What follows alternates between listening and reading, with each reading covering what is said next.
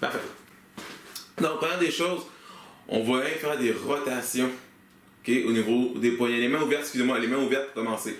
Donc, les mains ouvertes, on tourne ça, on laisse ça aller.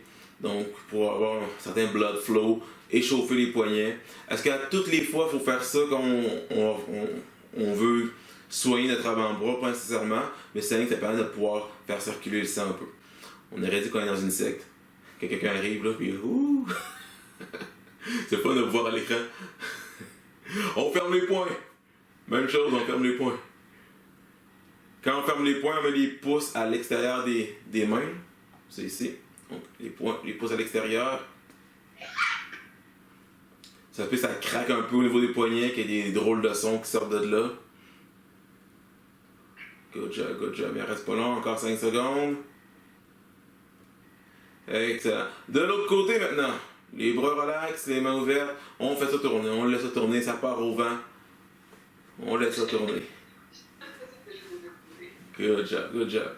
Donc on est relax, on laisse tomber les doigts, on laisse tout tomber. Ok, correct Geneviève, on est loin.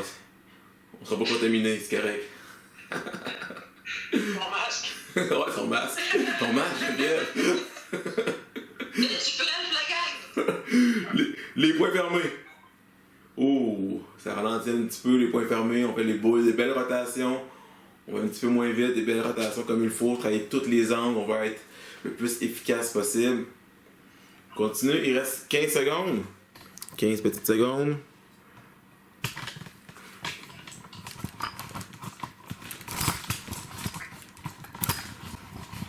Cinq, 4, 3, 2, 1. Super, excellent. Donc, à partir de là, on va juste shaker. Shaker les bras, on laisse ça tomber chaque côté, on shake ça. Là, il faire passer un peu, faire circuler plutôt le sang. On est relax. Fait du bien. Break, un petit 10 secondes de break. On laisse tomber le sang. Donc, les mains chaque côté, on laisse tout ça reposer. Donc, le premier bloc... c'est ça là ici. Donc, premier bloc qu'on va faire, la main devant, on va prendre toute la main et tous les doigts pour aller vers le bas. Il n'y a que le pouce qui reste. Comme ça. Bien sûr, allez-y intelligemment. Le but, c'est pas de se blesser, mais c'est de sentir un étirement au niveau de l'avant-bras. Sentir cet étirement-là comme il faut. On relaxe le pouce, on relaxe de partout. Le coude est fléchi, le coude est fléchi encore. Et là, on va y aller avec le coude en extension. Boum, comme ça ici. Relaxez quand même vos épaules, parce qu'à la fin, vous allez voir tantôt, vous allez peut-être avoir mal un petit peu aux épaules. Là, parce qu'on en fait un gros volume aujourd'hui. Normalement, quand vous allez le faire, on n'est pas obligé d'aller à aussi gros volume. Là. Si on peut faire quelques... Encore une fois, c'est toujours le but. Moi, je vous donne plein de suggestions. Puis le but, c'est d'en faire quelques-uns là-dedans. Continue. Continue, continue.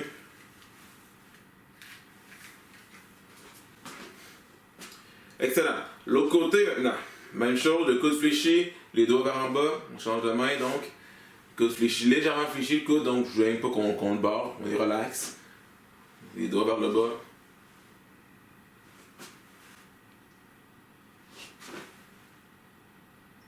Et ça. Excellent, excellent.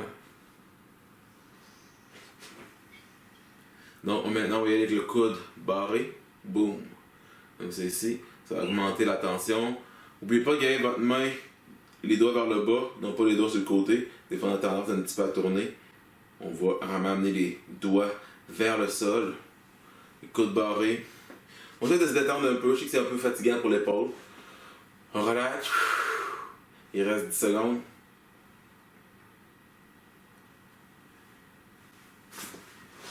Ouais, Stéphane est debout. On peut faire debout aussi si on veut. Il n'y a aucun problème. Si ça fait longtemps que vous êtes assis. Là.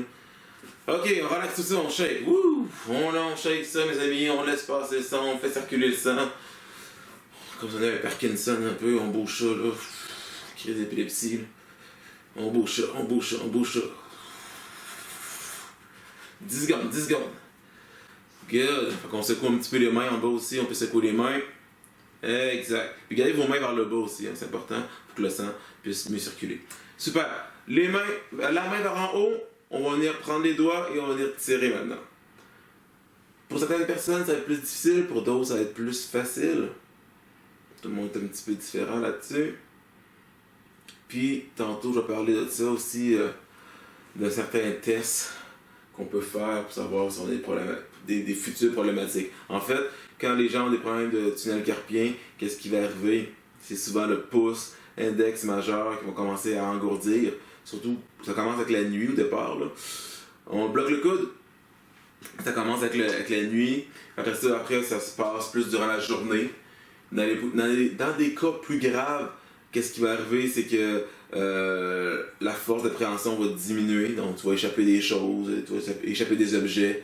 Donc, ça, c'est un cas plus extrême, encore une fois. Là. On ne veut pas se rendre jusque-là. Là, il va falloir faire l'opération pour ça. Des fois, c'est un problème de tendinite aussi, surutilisation, donc. On lâche tout, on change de main. Donc, le coude légèrement fléchi.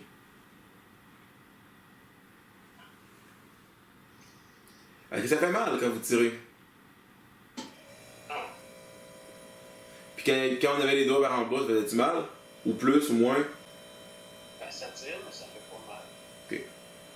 N'oubliez pas d'acheter une belle angle quand même. Normalement, de façon naturelle, notre main devrait être capable d'aller quand même assez loin en arrière. Si je regarde la mienne, c'est comme le maximum du poignet. Je suis pas un exemple par rapport à la mobilité, flexibilité pour ça. On bloque le coude. On tourne les doigts vers en haut, on bloque le coude. On pousse vers l'avant. On se challenge quand même, il faut que ça tire. Là. C'est fait juste acheter une belle angle pour que ça soit le plus payant possible. Pas au point de se blesser, mais il faut que ça tire quand même. Encore un petit 5 secondes. Good. On shake ça. On laisse passer le sang, mes amis. On shake ça en masse. Shake les doigts aussi. Pas juste les bras, shake les doigts. On peut y aller comme ça avec les doigts. Les bras. On peut faire des X. Avant, arrière aussi. Ou des rotations, chaque côté. Good. Prochaine étape maintenant. Plus difficile un peu. Les doigts vers en bas. On va prendre l'auriculaire et on va l'amener vers le bas.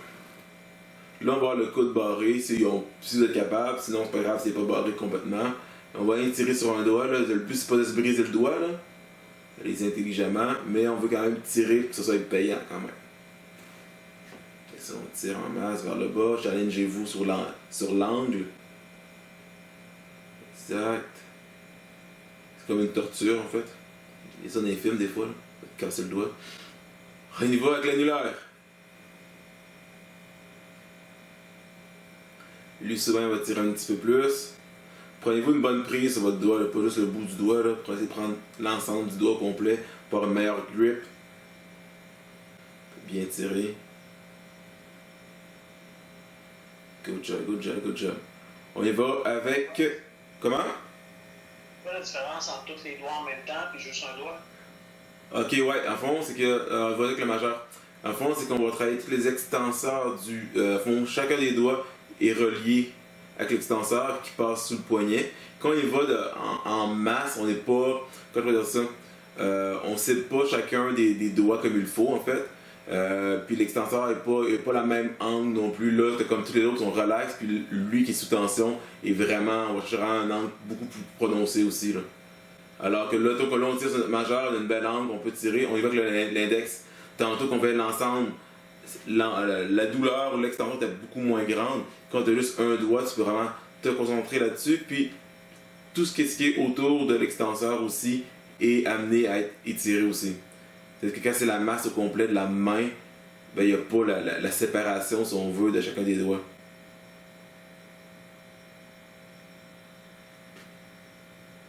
Puis ça, on peut faire la même chose, on ne fera pas aujourd'hui, mais on peut faire la même chose avec les orteils. Le pouce, maintenant. Le pouce, on va être plus sur le côté, on se comprend que vers en bas, ça va être difficile. Vous pouvez mettre votre main en dessous ou par-dessus, ça ne change rien. Je préfère en dessous. Ouais, on peut faire la même chose avec les doigts, avec les orteils, je veux dire. Un peu plus, dans le fond, arrêter pour faire avec les orteils, il faut prendre une balle de yoga, ça va mieux. Une balle de tennis, ça se fait, mais elle va sûrement glisser du meilleur ou d'une autre, fait que ça va être plus difficile à faire. Donc on y va avec une balle de yoga. Ok, on relâche le tout. On y va avec l'autre main.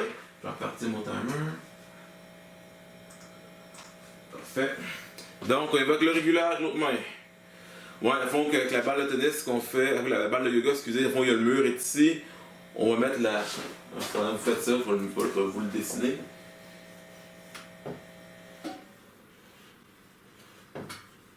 C'est ici.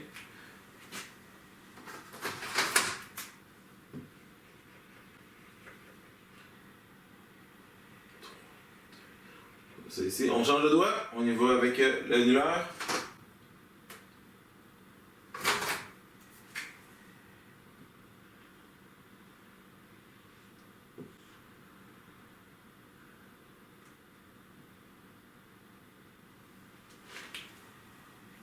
Ok, son temps, c'est pas à l'échelle, là.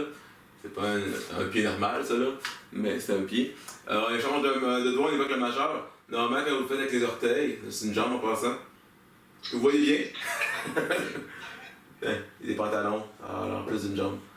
Donc, on accote notre pied contre la balle au mur, puis on lève notre talon. Dans le fond, qu'est-ce qui va arriver? C'est que notre talon va avoir un angle comme ça. On va lever ça dans les airs, puis on va venir étirer toute la zone ici des orteils. Donc on peut faire une orteil à la fois comme ça. C'est super payant pour les orteils. Parce que normalement, je viens dit, on y va, on est rendu à l'index. On est rendu à l'index.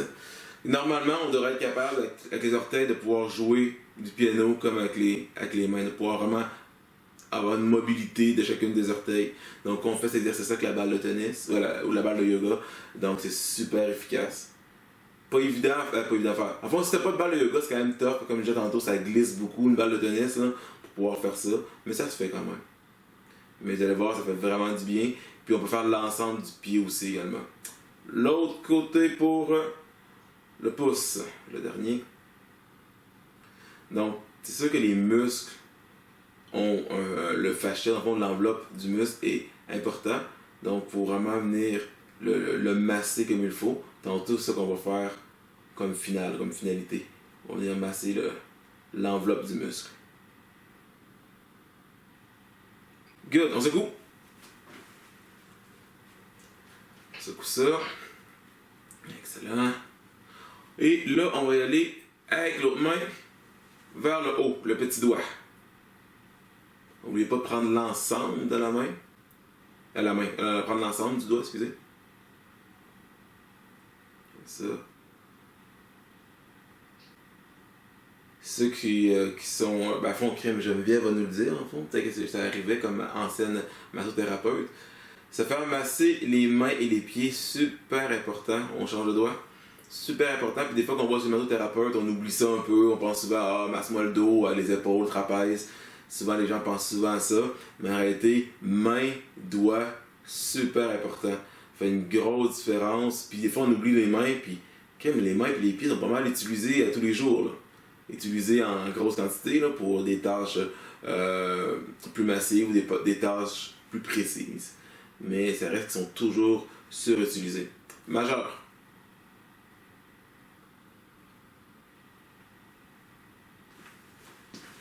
On a perdu Yvan. Ah, il est là. Ah, ok, il est là. Correct. C'est ici.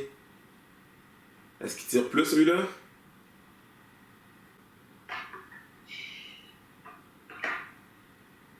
Index.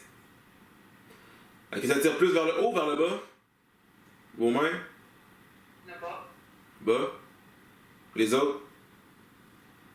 Ouais.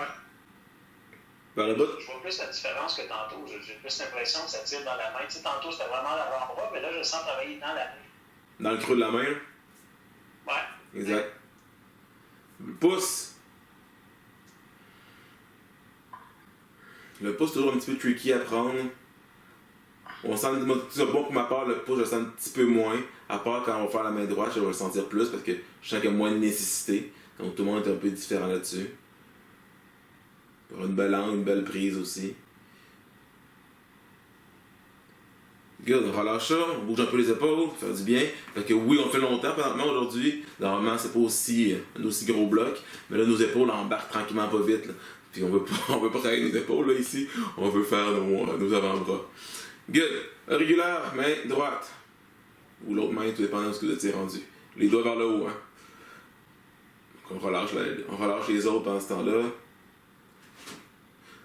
toute façon, quand tu tires l'auriculaire, on s'en rend compte aussi, Sylvain, que lorsque tu tires juste un doigt, mettons, tu lèves les autres, ça va déjà là inhiber un petit peu la grosse tension qu'on avait dans juste le petit doigt. On se touche à l'annulaire.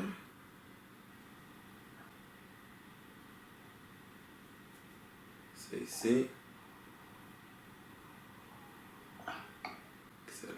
Excellent. Tire en masse. Relâchez, laissez pousser le poignet vers l'avant pour relâcher la tension. On y va avec le majeur. Encore une fois, une bonne prise. Comme je disais, vous avez le droit de pousser vers l'avant avec la base de la main pour augmenter un peu l'étirement.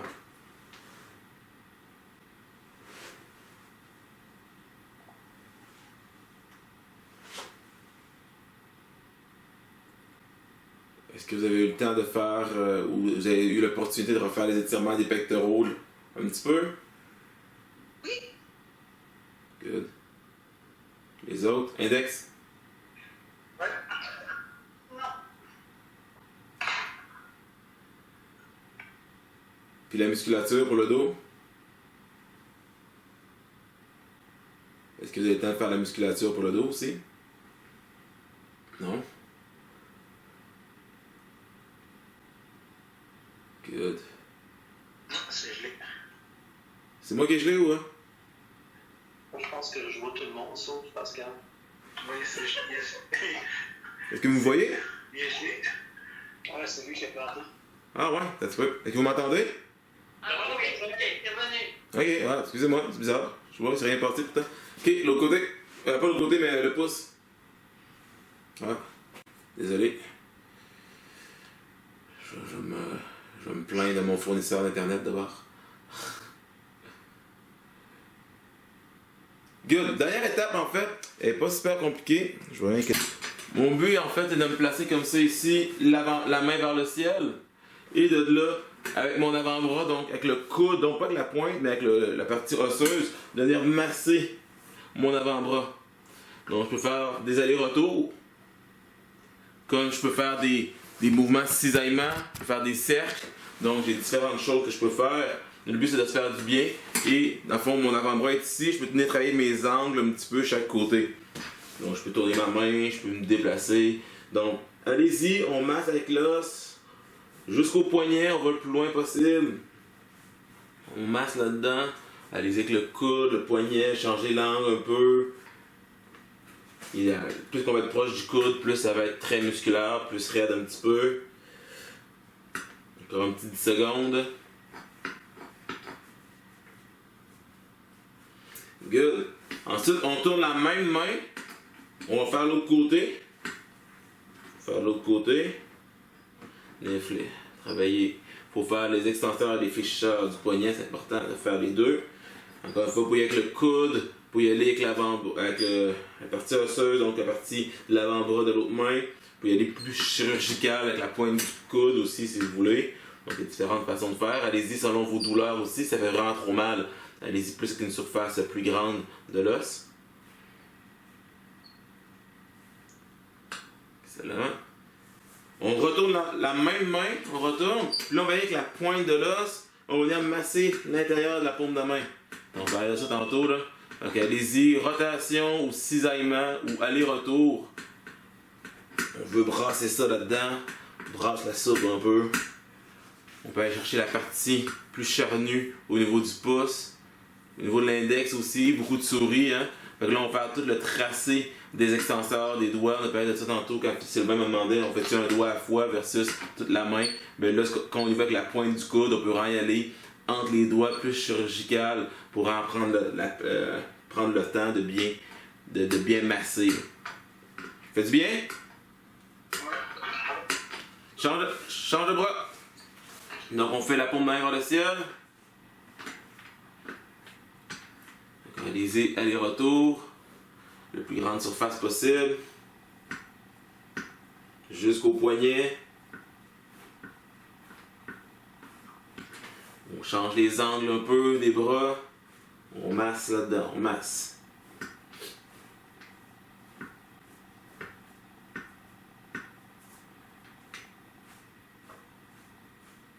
On tourne la main de l'autre côté. Continue de masser. Des parties, c'est sûr que si des fois de traquer aux avant-bras, là, puis vous tournez, là, vous allez sentir vraiment là, des places musculaires, qu'il y a des micro-déchirures musculaires. On y va plus gentiment un peu dans cette portion-là. Et on va terminer avec la main. Donc, la pointe du coude. On va creuser, on fait des rotations, cisaillements, aller-retour avant, arrière. On peut y aller entre les doigts. La partie la plus charnue du pouce, de l'index. On pourrait même faire les doigts, faire des allers-retours, glisser sur les doigts. Donc partir d'ici puis glisser sur chacun des doigts.